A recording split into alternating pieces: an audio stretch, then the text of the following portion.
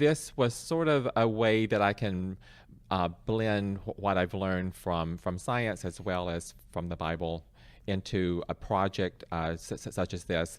The main characters are actually scientists, and so I wanted to be able to show how science can actually point people to God. That actually, when you, I think, science itself is not truth, but science points us to truth, and I think.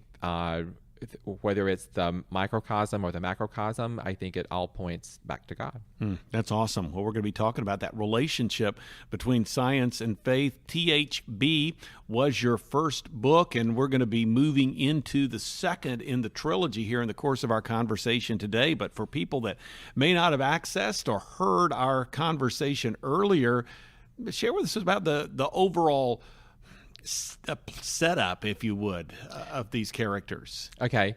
Well, I think one thing I was thinking when to sort of start this off is, looking at where are we going as a society, and it seems, God is sort of being taken more and more out of the picture.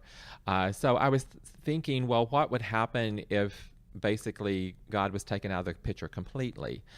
So the THB opens up into, which sort of, the main character, it sort of feels like his life is pretty wonderful. He has a great job and everything's going well.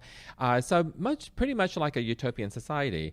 But you find out that you find out it really isn't, but that it's a very godless society in spite of that. And so then you start to see all the things that the upper echelon would have to do in order to make that happen. So it becomes sort of a godless society, and then it's then how does God reach people in a godless society? And the overarching theme, I think, is if no matter what society you're in or where you are, if you're searching for truth, and to me, if you're searching for truth, you're really searching for God, whether you realize that's what it is or not.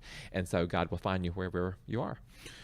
And this might be counterintuitive to some, because you have those that look at science as being a world into itself, and those that look at religion or faith as being a totally separate area. It sounds like to me that you're actually saying in this godless society, and of course we recognize that there are elements of that even in our overall culture today, a good way for God to speak in a godless society is through science, through His creation. Yes. So I think, well, the other thing, we all come with a filter, and I think that the main filter is you either believe God exists or God doesn't exist, and then everything that you experience comes through that filter. Now, these characters were actually. They grew up thinking, God wasn't really supposed to be part of their lives, and their society, community, was what was, quote, their God. They were to serve community, be a good citizen, and all of that.